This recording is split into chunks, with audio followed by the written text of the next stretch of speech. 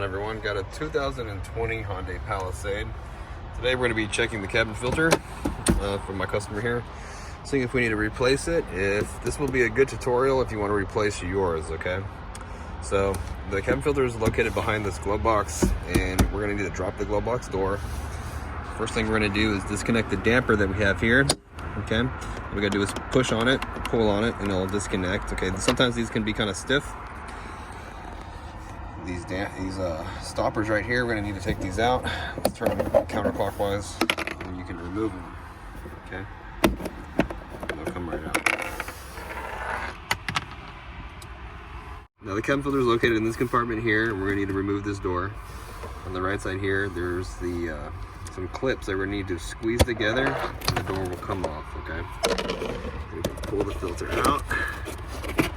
This one's been kind of put in there really bad, so I'm definitely going to recommend this to my customer. Look at this one. If you need to get one, I'm going to leave a link down in the description box for the part number.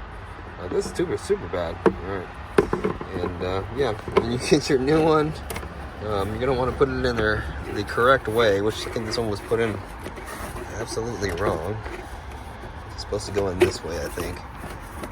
Might be wrong. Alright, so this is not a good example, but if this thing was not messed up, you just put it back in here.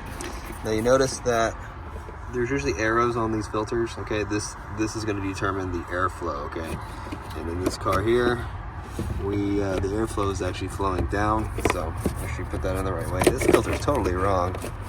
All right, that's why it's in there like this. So I'll leave you the right one,